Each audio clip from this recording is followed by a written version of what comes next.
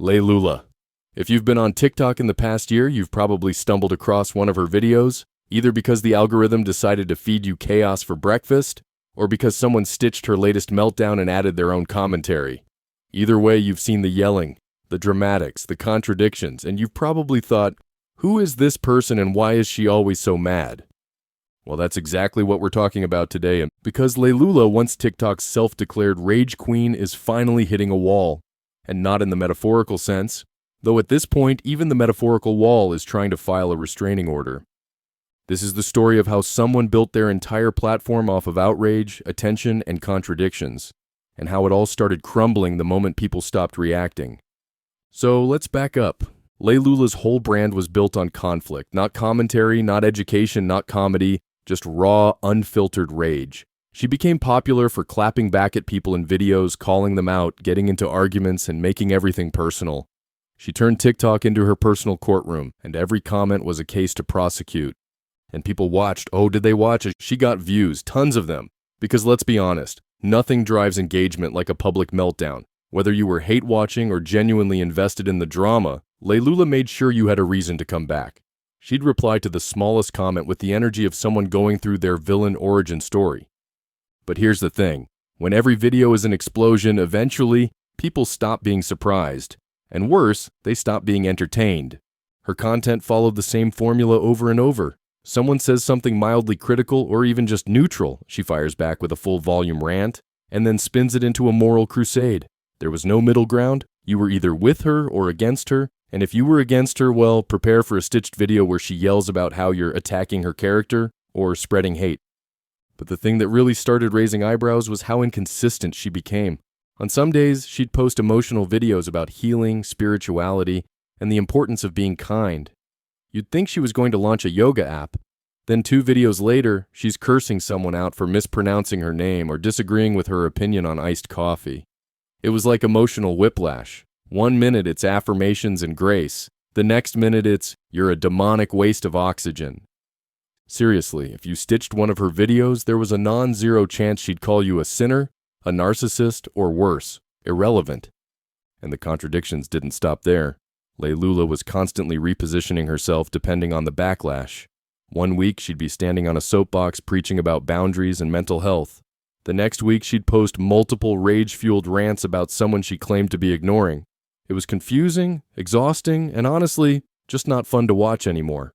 People started catching on. They weren't just consuming her content, they were dissecting it.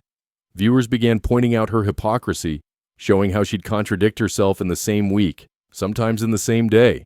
Entire TikTok accounts popped up dedicated to breaking down her behavior, showing clips of her flipping narratives, walking back her own statements, or just flat out denying things she clearly said on camera. And slowly but surely, the tone in her comments started to shift. Her replies weren't full of support anymore. They were full of people calling her out. Some still defended her, sure, but even those voices were getting quieter. The audience wasn't rooting for her anymore. They were studying her like a case study in how to go viral for all the wrong reasons. The turning point was probably one of her now infamous live streams where she spent a good chunk of time ranting at viewers, blocking anyone who disagreed with her, and then demanding respect in the same breath. That stream didn't just lose her fans, it lost her the benefit of the doubt. After that, Layloola went silent. She disappeared for a bit. No updates, no explanations, no soft rebrands. Just vanished. Which, to be fair, was probably the smartest thing she'd done in a while. But when she did come back, it was more of the same. Still angry. Still defensive. Still doubling down instead of reflecting. Except this time, the algorithm didn't bite. Her videos started flopping. The views weren't rolling in like before. People had moved on. TikTok, a platform that thrives on novelty, had simply replaced her with the next chaotic creator. The Rage Queen had been dethroned by the very people who once gave her power. So what happened?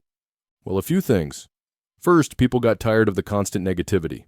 Rage bait only works if it feels fresh, and Layloola was basically copy-pasting her reactions at this point. Second, she didn't grow as a creator. There was no evolution, no self-awareness, no new angles. Just the same tired shtick, louder each time. Third, and maybe most importantly, she burned too many bridges. When you attack everyone, Eventually, you end up standing alone. She didn't build a community. She built a battleground. And nobody wants to hang out on a battlefield every day unless they're getting paid for it. Now, can she come back? Technically, yes. Anyone can. The internet is weirdly forgiving when someone owns up, changes, and shows they've grown. But that's the catch. You have to actually grow. You can't just disappear for a few weeks and come back with the same angry energy and expect people to welcome you like nothing happened. If Layloola really wants to bounce back, she'd need to address the issues, maybe even apologize, and pivot to something real. People love a redemption arc, but they can also spot a fake one from a mile away.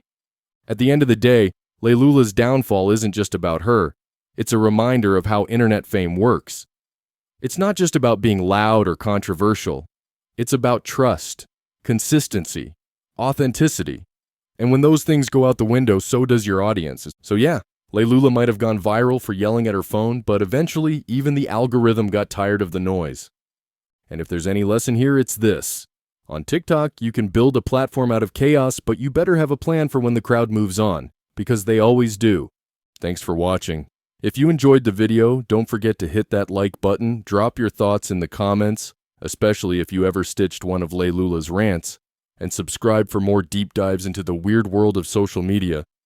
Let me know what you want to see next, and remember, don't build your brand around rage unless you've got the patience to live in the fire. See you next time.